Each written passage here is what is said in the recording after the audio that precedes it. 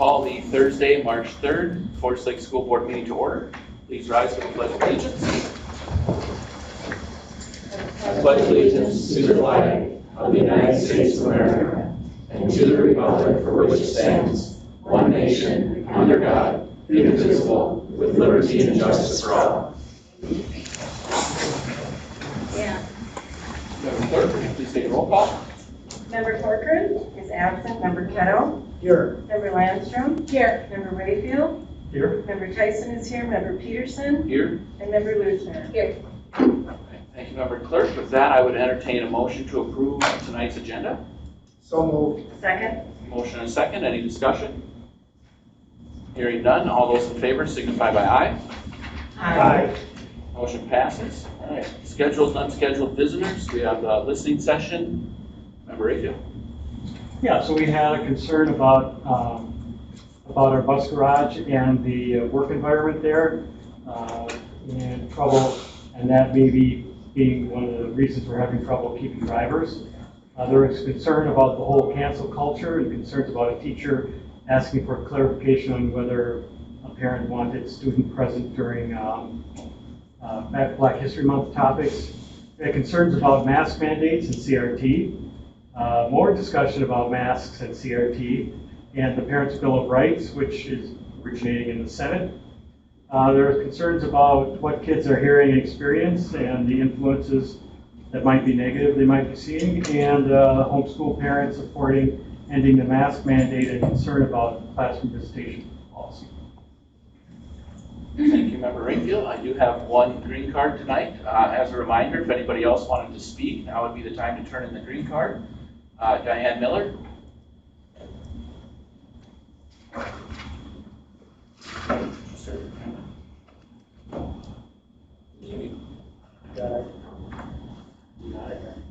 right, a reminder, you have 3 minutes. Yep, and my name is Diane Miller. I live in Wyoming, and I will not go over. I'll respect that time this time. But I just wanted to express my disappointment in how long it took for the board to address the COVID mitigation matrix. With all due respect, suspension at this point is too little too late. I'm glad it's happening, but we will never know the long-term damage that has been done to our children from masking or whether they will ever recover. The vast amount of evidence that has been presented by child development experts, child psychologists, and pediatric doctors is overwhelming. Lung issues from increased presence of bacteria in the lungs, developmental delays from speech to cognitive disconnect. The CDC itself has quietly lowered the standards for 2-year-olds from knowing 50 words by 24 months to knowing 50 words by 30 months. And it is also no longer recommending contact tracing. So I request that this matrix be removed from the district language in its entirety, not just suspended, leaving the back door open to reintroduce it later, as was the circumstance with the case-centered guidelines for illnesses rising above 5%. We are in winter months of Minnesota. It's going to happen every year. The other thing that I wanted to just touch base on was the visitation policy, and I don't understand why that needs to be changed. Parents should be welcome in the building at any time. So to make it dependent upon invitation makes it seem very isolating. So I would really urge you to just leave the language as it is and allow parents to come in. Thank you. Thank you for your comment.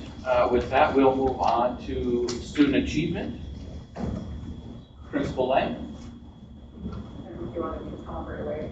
Good evening, Mr. Chair, Superintendent, members of the board. Thank you for having us here tonight. I'm the principal of the middle school, recently, July 1st, as of last summer. But I do want to bring a group in tonight to talk a little bit about positive happenings for you.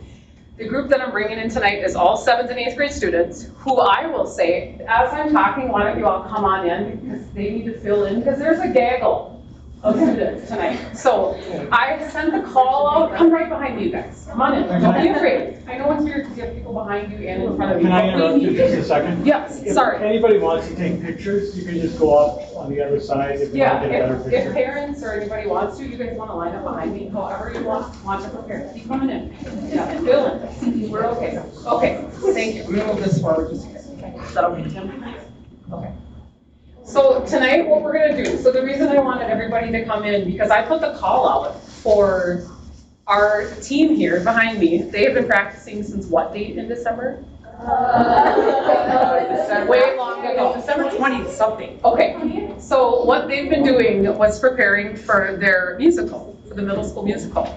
And this year, you performed what? High School Musical 2. You can tell the musical kids in the house. And so what we know about this, and I maybe haven't told them this, but this was maybe top 3 or top 2 of my all-time favorite high school musicals, and I've been in education for much over 20 years, and way back I was maybe in education too myself. So I wanted to bring them because these are the most joyous times of a kid's career and of an adult's career, right? And you guys don't know that, but there were some tears the night of the musical, so when I was there. So what I'm gonna do is I'm gonna let them, you guys wanna quick just say your first name and what grade you're in? You wanna go? So my name is Jabron Lewis Griffin, JB for short, I guess, and I am a 7th grader. I'm Amelia, and I'm Abby J, and I'm in 7th grade. Yes. Natalie Y, and I'm in 7th grade. I'm Abby K, and I'm in 7th grade, 8th grade. Yeah, okay, I have you for another year, okay. I'm Claire, and I'm in 8th grade. Naomi, I'm in 8th grade. I'm Abby R, and I'm in 7th grade. I'm Emmy B, and I'm in 7th grade. I'm Evelyn Thompson, and I'm in 7th grade. I am Nathan Zummel, and I'm in 7th grade. And then the other thing that you guys are gonna do is introduce your directors. So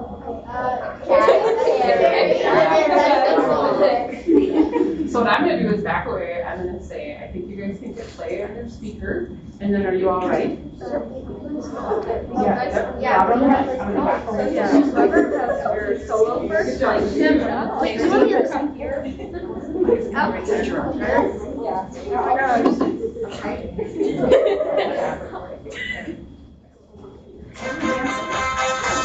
School pride, let's show it.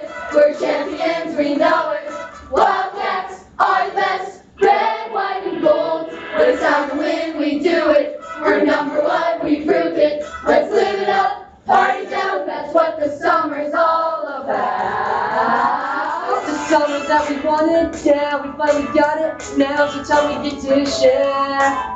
Each day we'll be together, now until forever. So everybody everywhere. Let's take it to the beach, take it there together. Let's celebrate today, cause there'll never be another. We're stronger this time, together for each other. Everything's just right, right? Everybody all for one. A real summer has just begun. Let's rock and roll and just let go. Feel the rhythm of the drums. We're gonna have fun in the sun. Now that all the hard work is done. Everybody, one for all, and all for one.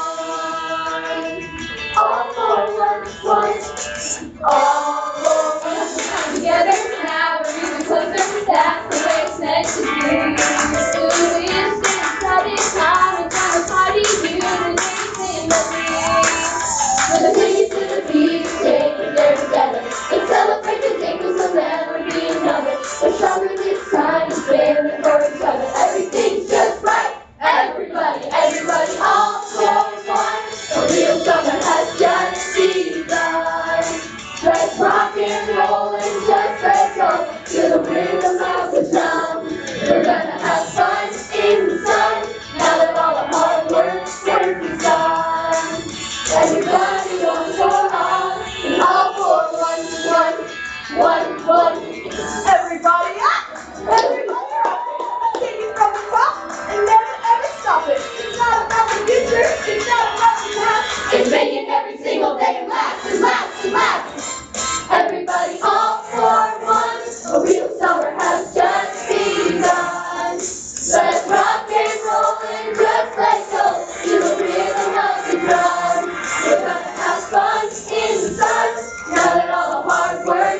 pretty fast.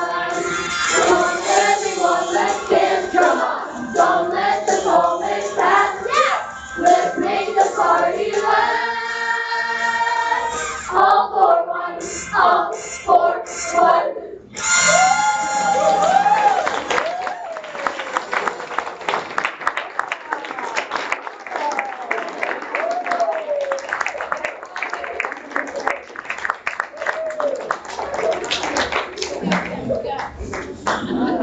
Wow. I'm telling you. No, can I sing? No, that will not happen here tonight. I'm just so proud of the kids, and when I'm telling you that they've been practicing, I mean, the dance moves and the singing that you hear in the hallways after school since December, 20th, you hear a lot of it over and over and over again. And so I never got sick of it. It was super exciting, and the kids did such an amazing job. And this is a community effort. These are things that our kids are super deeply connected with the community. And so I'm just very, very proud of them. And it's hard to stand in front of the board and talk, but it's even harder to sing. So great job tonight.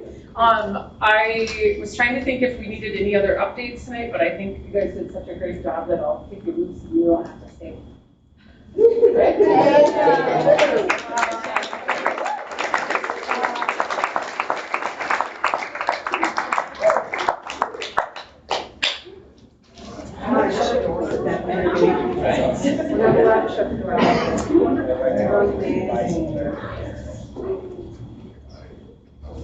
Thank you. Wow. Wish we could keep that energy for the home. That was awesome. It's all about, Oh, sorry. Let's do that.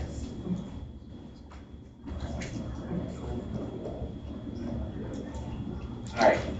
Well, thank them so much for showing up and singing for us tonight. Wow, that was maybe the best way to start off a board meeting I can think of. Wow. So I did have one more late submission of a green card.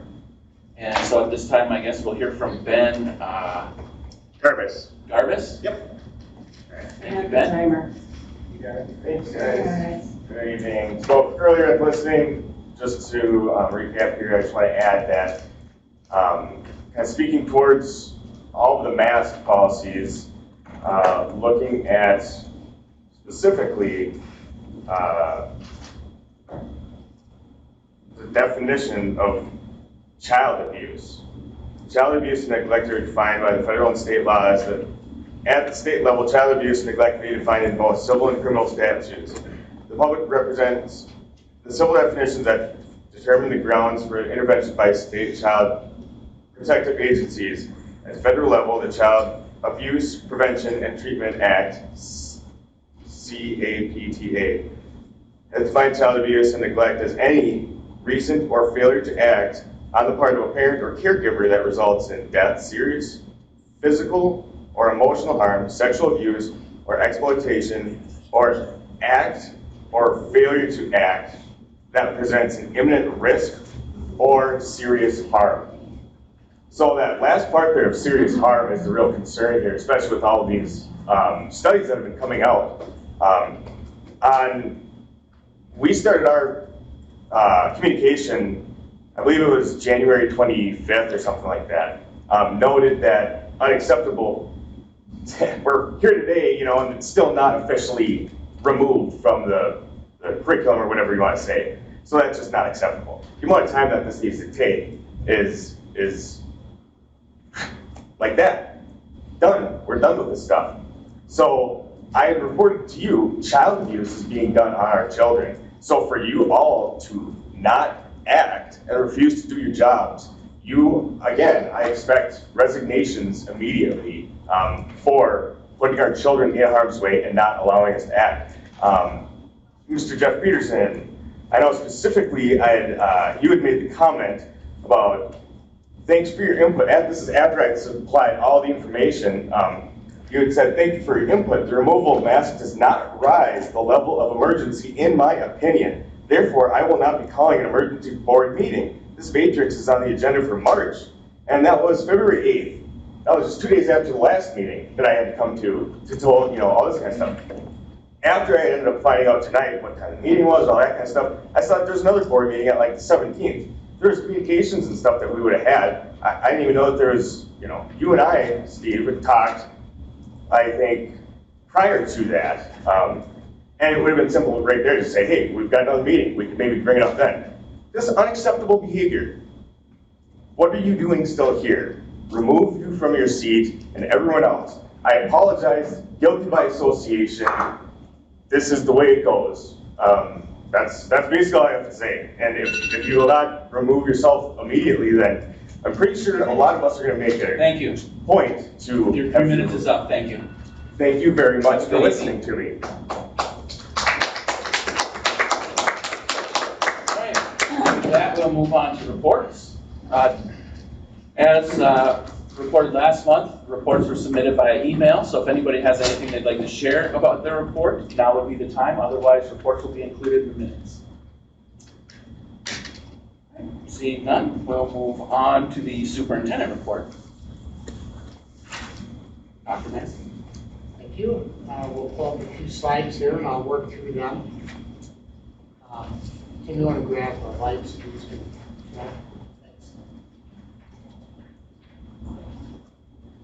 So the first set of slides are going to be another run through probably the best set of data I've shown in the last 2 years with respect to COVID cases. Maybe the last time that I'm going to show these slides. We'll see about that. I think we've all come to anticipate changes with the pandemic that we're in. But we are now at the lowest COVID cases almost since the beginning of the pandemic, almost 2 full years ago. So on the far right-hand side is the 7-day rolling average of total cases. So again, some of the lowest COVID cases we've seen since the beginning of the pandemic.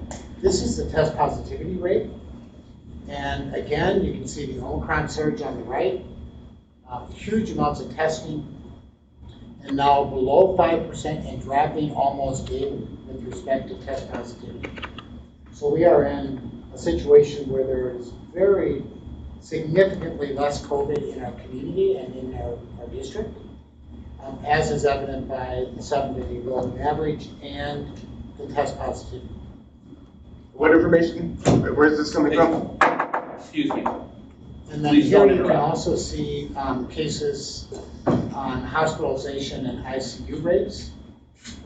You can see on the top slide that, as I showed on the previous slide, the total cases and test positivity rate significantly reduced. And the biggest concern, of course, would be hospitalization and ICU rates that are not dependent on testing. You can see a similar significant drop in hospitalization rates and ICU rates. Again, these rates dropping almost daily. This data all pulled from the Minnesota Department of Health, including this information. This would be the Forsyth Area School District, represented by the zip codes that you see underneath Forsyth Public School District. Those are the zip codes represented by the school district. And you can see the significant drop, the surge and the spike, and almost down to the lowest level since the beginning of the pandemic.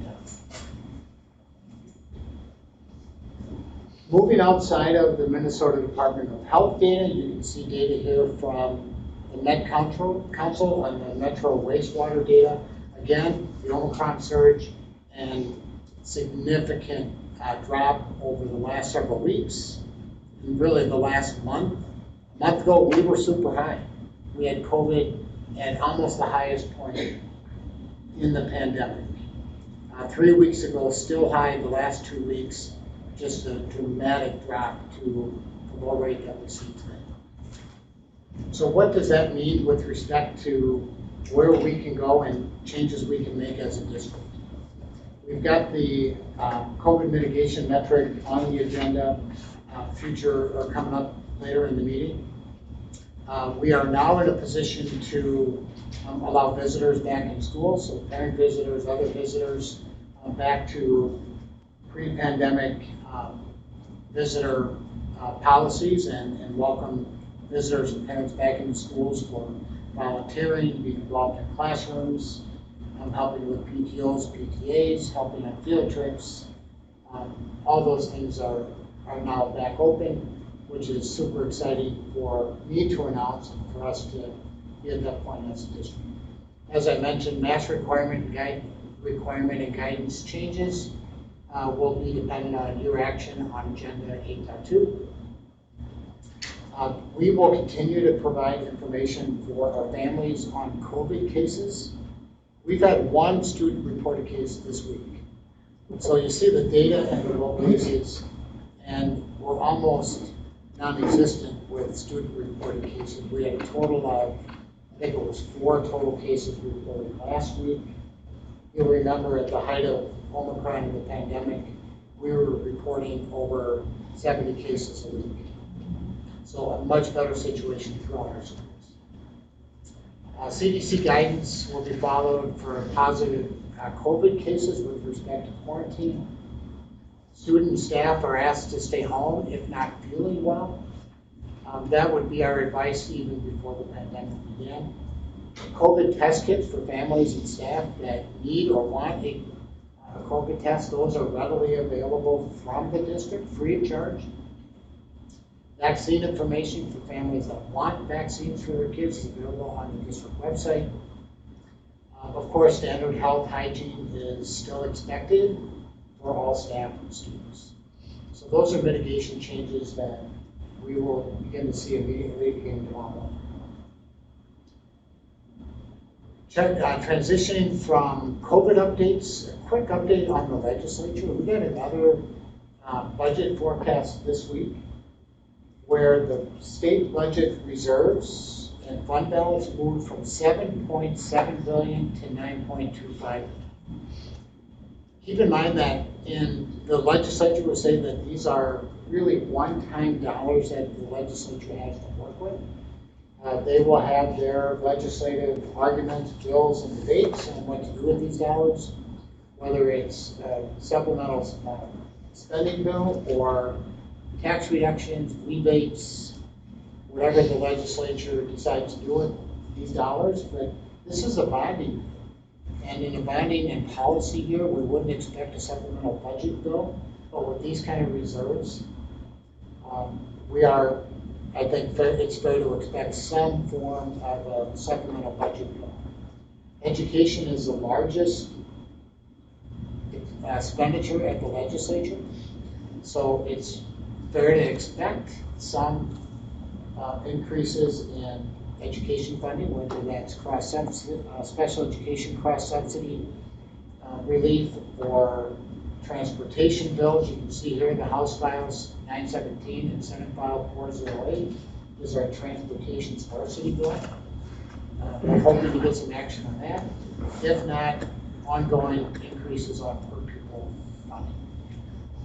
It's important to note, I reiterate this over and over, I'm going to make this point again. The legislature does not apply an inflationary increase to education funding.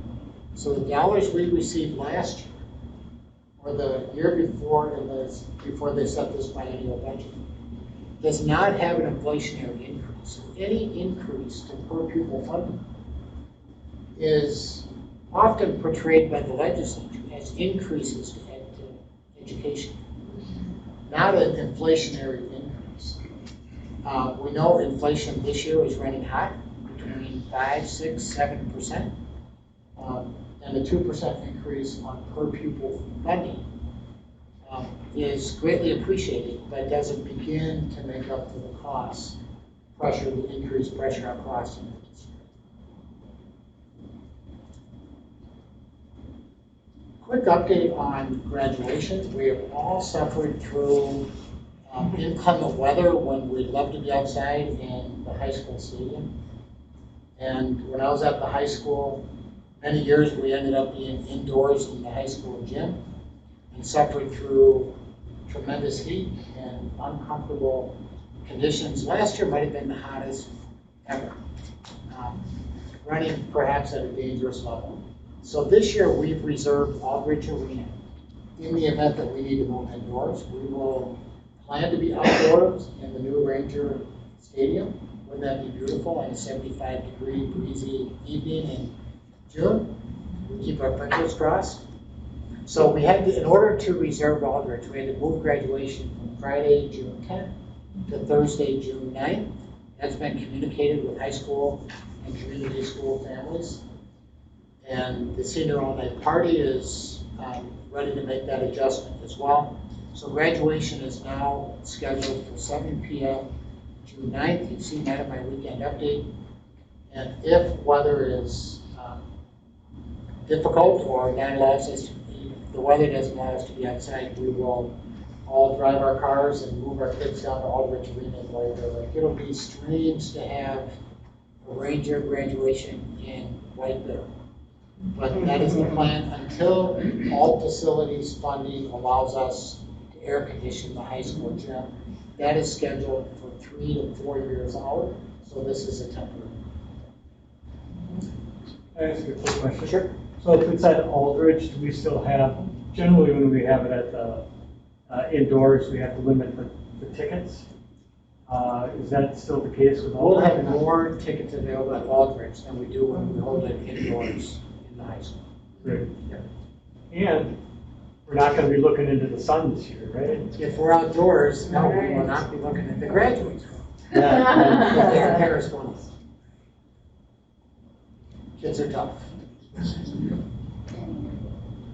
Lastly, just a quick nudge for the Hall of Fame ceremony comes back after a 2-year reprieve. We're excited about that. We induct new Hall of Fame members along with our senior academic awards night on Monday, June 6th. It is a powerful ceremony where we celebrate all that is good about our seniors and we elevate Hall of Fame inductees either on the district's Hall of Fame side or the arts and athletic. So a great role model for our kids to see these stellar community members, some of whom are in the audience tonight, Ms. Moorhead, and it's great for our kids to see these great people and for our older folks in the community to see what's great about kids.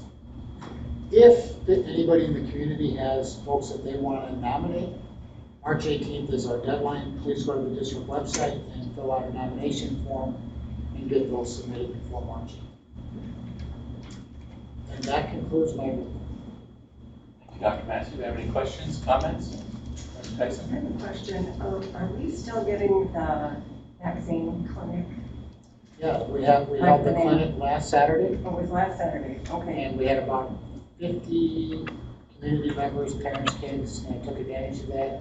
Okay. And then another one scheduled 30 days later for the second dose. Okay, yeah, perfect. I did have a parent from one of our outlying elementaries wondering, so there will be another one in a month. Yep, and we've shared that with families. It's on our website, and we'll continue to. Awesome. And then, would you mind, Superintendent, talking about House File 917, just explaining about our sparsity quickly? Sure. Unless you want me to? Well, I can certainly make a run at it. So we are a very large geographic district. And state funding for transportation is based on the number of students you have, not the miles our incredible bus drivers drive every single day. So it makes no sense that the state would fund transportation based on the number of kids. So to illustrate, Centennial to the south is about a 10 square mile school district. We're 220 plus square mile school district. They get the same dollars per student as we do, with dramatically less cost than we have in our district.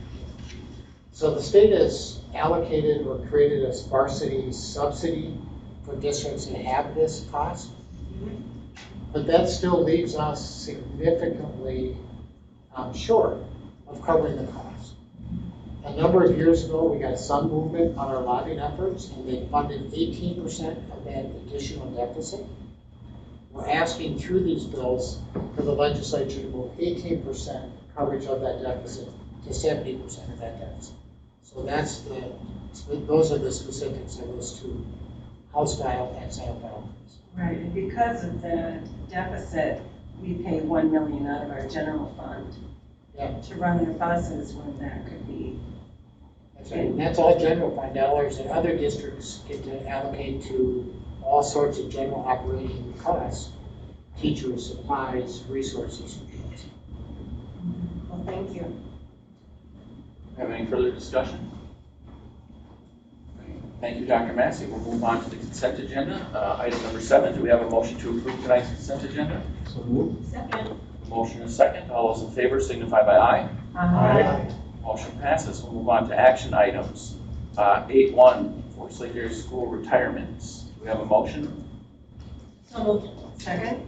A motion and a second. Did not have them up here. Is there any discussion?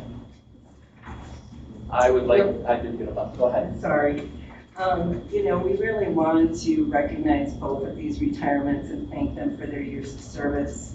We always hate to see a bus driver go, but Teresa Snowdy at the STEP program, she's been there for a long, long time, 32 years of service. Every time I visited the STEP program, she's always there. She's just an excellent teacher. So we miss her terribly, but wish her well in retirement. As well as Timothy Vaughn. Wish him well in his retirement. Any further discussion? All those in favor of passing 8.1 signify by aye. Aye. Motion passes. We'll move on to 8.2. Review and adjust school-based COVID-19 mitigation matrix. Dr. Massey. Yeah, so the elementary or the COVID-19 mitigation strategies metric was put in place at the beginning of the school year to address cases at the elementary level. At that time, the vaccines weren't available for elementary kids. We now know that vaccines are, and there's been sufficient time if an elementary, a family with an elementary student wishes to have their kids vaccinated, we can certainly do that. With the dramatic drop in COVID cases, administration would recommend the removal of the COVID-19 mitigation metric, again, due to vaccination availability and low COVID case numbers in the community and in the district. Thank you, Dr. Massey. Do we have a motion for 8.2? So moved. Second? A motion and a second. Discussion? Member Luther? I'll go first. So I appreciate the wastewater item. I don't want to think about how they get the information, but it removes the element that is a variable of humans feeling sick, testing, and then reporting. So I think that that data was the most convincing for me that A, it was really present and you can see the spikes, and it was confirmed by testing data where people did feel sick and did test and did report. So those spikes paralleling each other really is good moving scientific evidence. And I think that changing based on science is a very correct thing to do. None of us are doctors, and this is following the guidance of CDC and local regulations and recommendations. So I appreciate this change now, but one other note, and listening, lots of other districts are moving to what we used to have. So that is their reduction, is moving to masking only in cases of 5% in their classrooms. So it's interesting that their less was our standard. So we'll be moving to nothing and hoping that it keeps everybody healthy. But I hope that the political nature of masks does not overwhelm the fact that if you are sick and you still want to go to school and you wear a mask, you are reducing your spread to other people. So hopefully people feel comfortable doing that in years to come and don't feel like it's a political statement forever, because it's done in other countries and in other places by standard all the time. Thank you, Member Luther. Any? Well, definitely I concur, Member Luther, on the wastewater, that just says it all, dispels the, testing and whatever data there. But I also am happy to hear that we waited. We have a district that's the third largest geographically in the state. We waited patiently for the areas to clear and for those cases to come down in all of our outlying elementaries and everywhere. So that to me is a very good feeling. I do agree with Member Luther that, you know, we've heard it on both sides of the aisle. There's been 2 years of navigating the uncharted pandemic waters, and there are going to be children whose parents still want them to wear a mask. We never required masks, as Member Luther brought forward. We highly recommend it. So that is a very valid point, that some people are where we were, only that was, you know, not the requirement. So anyway, I just want parents to do what they feel is best for their child, and that I know there's parents that will want their child to continue to wear a mask. So I feel like they should be able to do what they need to do. Thank you. Member Tyson, any further discussion? Hearing none, Member Clerk, would you please take a roll call? Yes.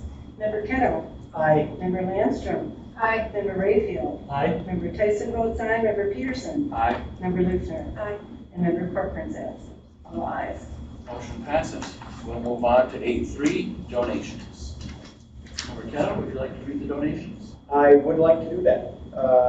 First of all, we had a donation of $5,000 from the Hallberg Family Trust to benefit the Forest Lake Area Schools hockey team and Zamboni maintenance. We had $1,050 donated by various community members for clothing donated to the Forest Lake Area Schools community chest.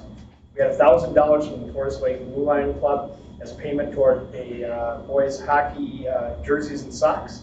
We had $760 donated by the Blue Line Club for payment for maroon hockey gloves. We had $519.50 donated again by the Blue Line Club for payment toward a coach bus trip to Duluth Marshall.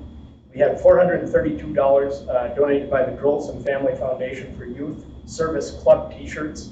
We had $150 donated by the Hugo American Legion Post 620 for Forest Lake Future Farmer FFA chapter for student organizations account. $75 was donated by our own Karen Moorhead for the Forest Lake Marching Band.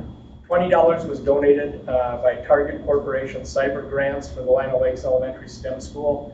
And $10.20 was donated again by the Drolson Family Foundation for registration for 3 link participants in the Winter Sparkle Dance. Came to a total of $9,016 and 70 cents. $9,016 and 70 cents in total donations. With that, I'd like to move that the school board accept with appreciation the following contributions and permit their use as designated by the owners of those donations. We have a motion. Do we have a second? I'll second that. Discussion? Member Luther? One quick one. And these are such generous donations, and I know that a lot of our schools are having fundraisers internally. I want to put you on the spot. Member Tyson, do you remember how much Lino raised in their readathon? Oh, I don't know. I want to dig on my phone, but it is possibly 30,000 or more. It's over $30,000. Right. Yeah, I couldn't remember the exact amount. So what we read at board meetings is absolutely fantastic, but sometimes there's internal ones for, I know the middle school has them and the band has them, and they're fundraising that we have just such a generous community, and parents and grandparents and everybody's keeping everything going in the right direction. Member Luther, any further discussion? Hearing none, all those in favor signify by aye. Aye. Motion passes. We'll move on to 8.4, School Board Member Reimbursement Guidelines Policy 103A. Dr. Massey. Thank you, Mr. Chair.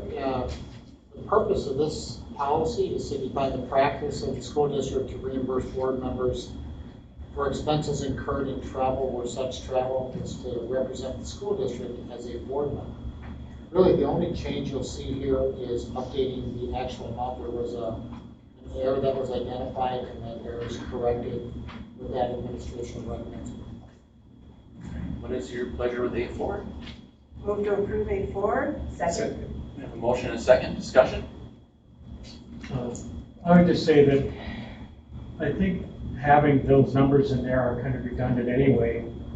Maybe next year when we look at it, because it comes up every year, let's think about just pulling that line out so we don't have to update it as the salaries change. Sure. Member Landstrom. We did talk about that at our policy meeting, and we were going down the road to say, look at the website for current salaries, but we didn't think that was fair to people that just wanted to grab and, know it's public knowledge, it's not a secret, they shouldn't have to go digging here, and here to find the numbers, so that's why we kept it in the policy. Okay, thank you. Any further discussion? Hearing none, Member Clerk, would you please take a roll call? Member Landstrom? Aye. Member Rayfield? Aye. Member Tyson votes aye. Member Peterson? Aye. Member Luzner? Aye. Member Corcoran's absent, and Member Kettle. Aye. All ayes. We'll move on to A5, School Weapons Policy 532. Mr. Chair, the weapons policy was adopted in 2004. I think we'd agree it's probably time that we take a look at this policy and update the school, and the school board policy committee has done that and spent some time working through this policy and studying MSB recommendations for modifications and updates. In the policy on page 2, you'll see the addition of a definition around dangerous weapon. So clarity and definition around what is considered a dangerous weapon.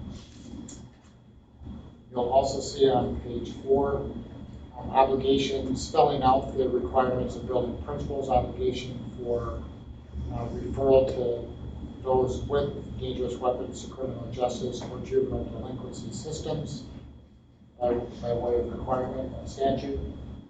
And then reporting requirements for individuals with dangerous weapons to the Commissioner of Education. All those are included in the updates on this policy, and administration would recommend approval. What is your pleasure with A5? So moved. Second. Motion and a second, discussion? So Superintendent, did you say that this will then be a model policy, or that it always was? We've adapted this from the MSBA Okay. model policy and incorporated much of their language in the zoning. Perfect, because I see all the cross-references on models. Great, thank you. Any further discussion? Hearing none, Member Clerk, would you please take a roll call?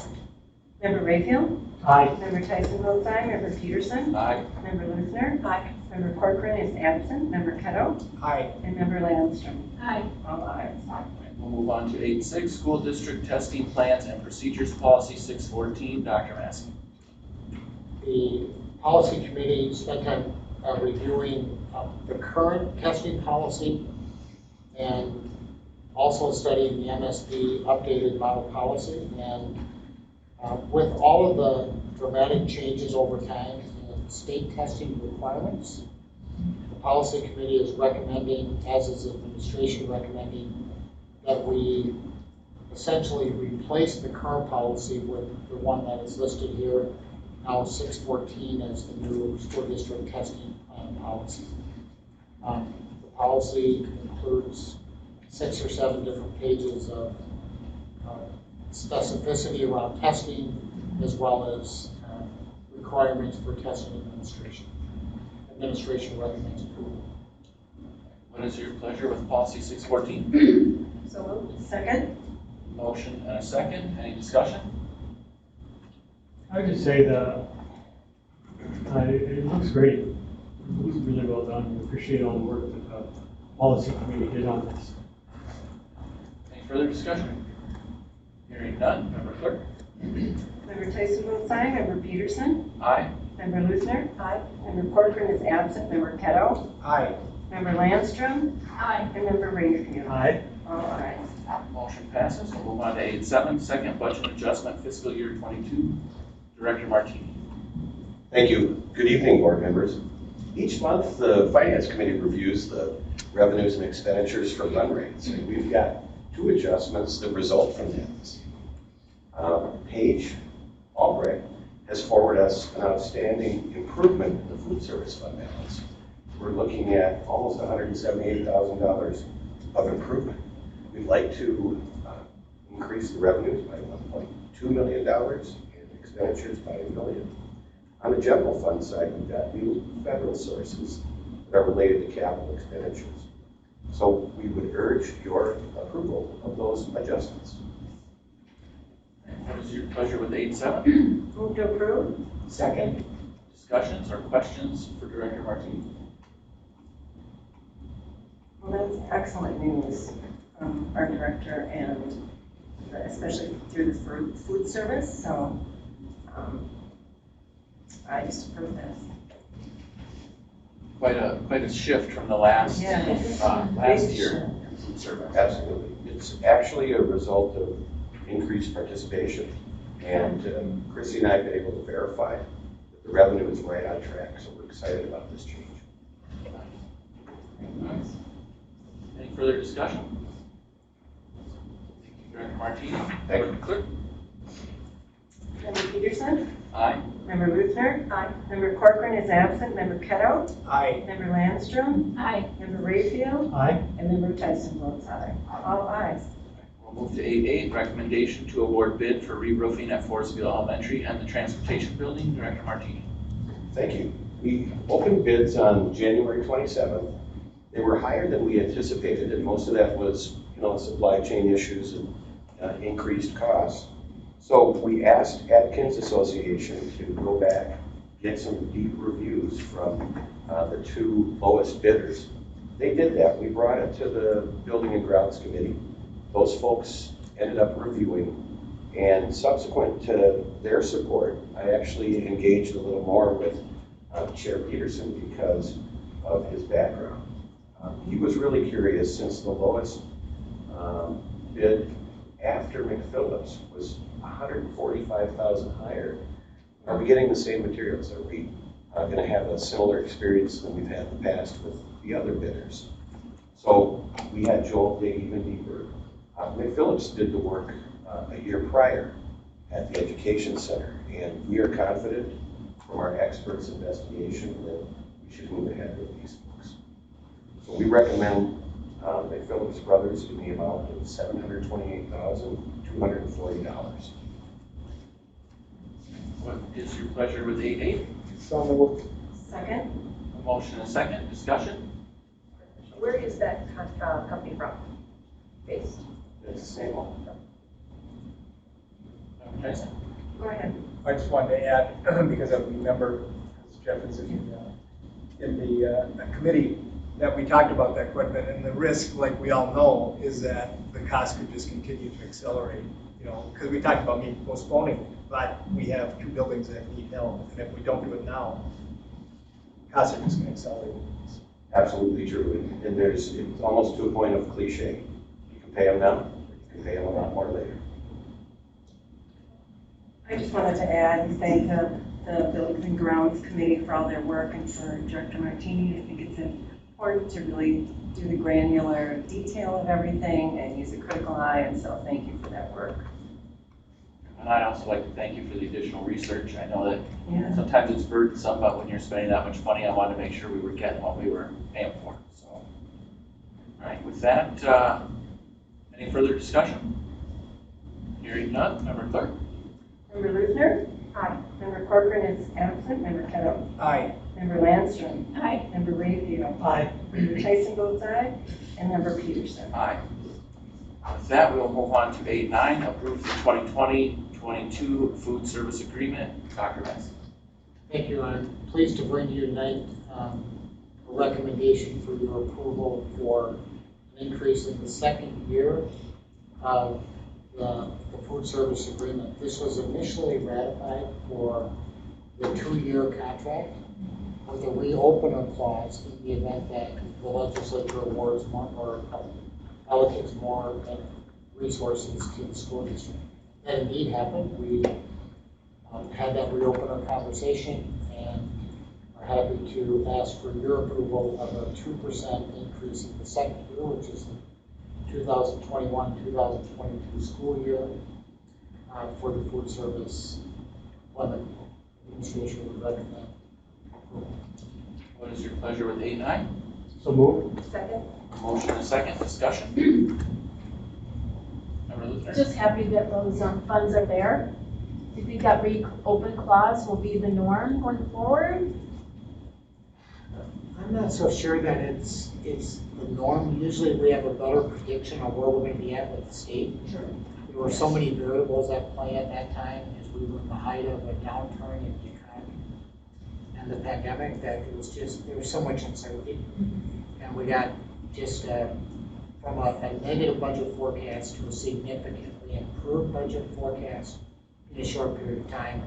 So that I think it was wise to bring that into play, given what we were facing and anticipating. Usually we have more clarity as we get into these contracts. Member Tyson? I just want to add a big thank you to our food service workers and all of our cooks. They work so hard. It's a big part of the school day to provide that nutritious lunch. And I'm glad this contract has come to fruition, and I think it looks really good. Any further discussion? I would echo Member Tyson's sentiment and am really glad that we chose to go this path, given where we were in the pandemic when the contracts were up. And I think it's fair to our bargaining units that we have done so. So with that, Member Clerk, would you please take roll call? Sure. Member Corcoran is absent. Member Kettle? Aye. Member Landstrom? Aye. Member Rayfield? Aye. Member Tyson votes aye. Member Peterson? Aye. And Member Luther? Aye. All ayes. Motion passes. We'll move to 810, approve the 2020-22 bus drivers and bus aides agreement. Dr. Massey.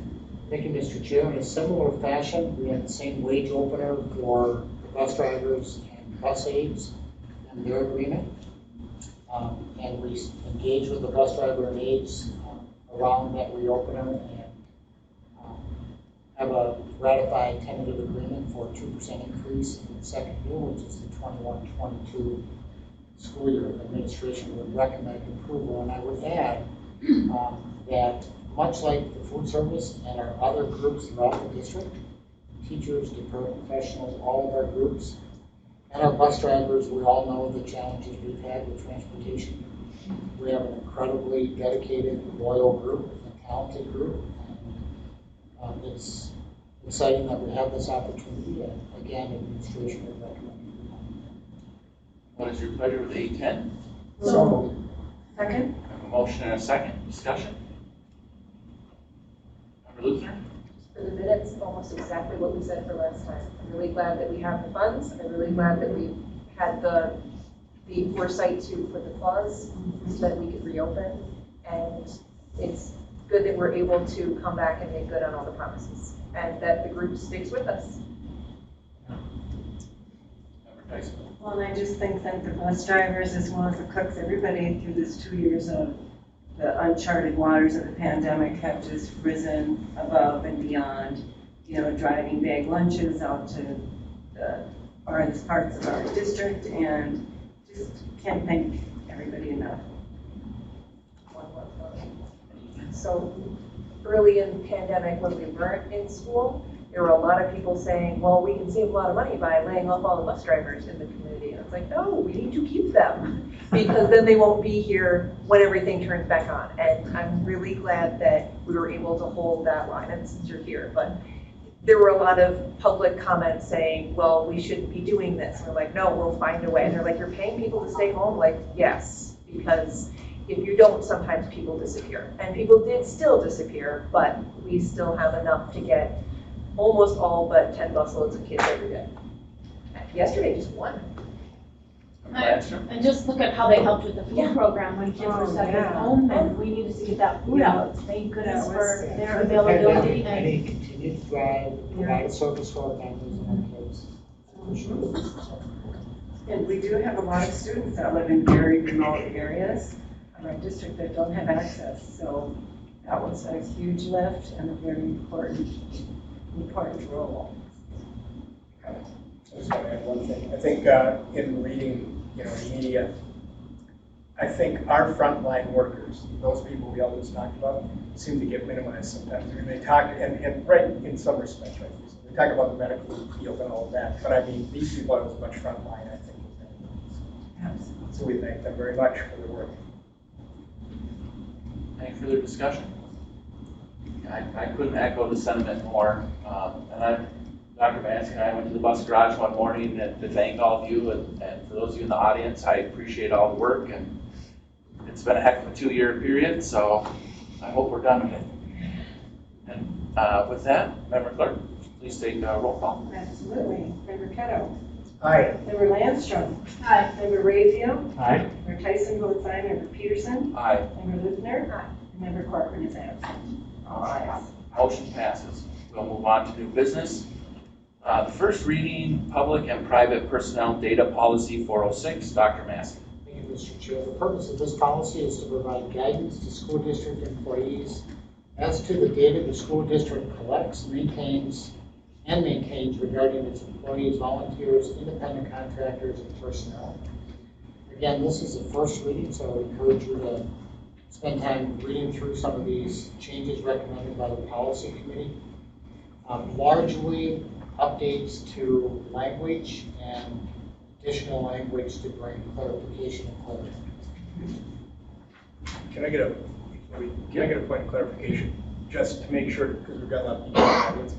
First reading versus actual action item. Yeah, so we put it out there for first reading for the board to spend time. This is posted on the district website under school board and minutes. So all the changes are available for the public to review and provide feedback to the board prior to action come up. Thank you. Any further discussion? Moving on to 9.2, first reading, use of student records policy 505, Dr. Massey. The purpose of this policy is to provide protection and privacy of student records. Again, some updated language. I would direct you to probably the most significant recommended change, which is on the first page under 1.c, with the removal of student telephone number and email addresses from being identified as public. Again, public data means that it's available for anybody upon request. And this policy goes into great detail on what is considered public data and what is not considered public data. So again, please take some time to review these changes, and we will recommend action come up. Any questions, comments? Hearing none, we will move on to 9.3, first reading, multicultural, gender fair, disability sensitive policy 529. The purpose of this policy is to ensure that guidelines concerning multicultural, gender fair, and disability sensitive concepts are followed in the development of curriculum. The policy committee has reviewed this policy and are recommending a change identified on the first page. And it really is a language change from handicapped as a term to persons with disabilities. Questions, comments? Hearing none, we will move on to 9.4, first reading, school visitors policy 704. Thank you, Mr. Chair. During the school day, school activities and other district functions and meetings, student and staff safety and integrity of programming are of paramount importance. Visitors are permitted and welcome with permission and deemed appropriate by the building administrative staff. So, according to and with MSBA model policy and recommendations, policy committee has spent a great deal of time reviewing this policy, and we are recommending some language changes. I would emphasize there's a lot of interest in this policy, rightfully so. To be clear, we're excited to have parents and volunteers back in those schools. We encourage participation, engagement, presence, involvement in classroom activities and school activities. This policy reiterates that and emphasizes that and spells out some guidelines and procedures for monitoring student visitors in the interest of ensuring safety within our schools. So again, we will bring this back in a month for action, and I would encourage you to review this policy and bring any questions that you might have between now and then. Thank you, Dr. Massey. Questions, comments? Hearing none. We'll move on, review your upcoming calendar dates, and with that we will move to agenda item 11. The regular meeting will go into recess for a closed session to review and discuss the superintendent goals and mid-year evaluation. And with that, I would take a motion to recess so we can clear the room. So moved. Second. All those in favor of recess signify by aye. Aye.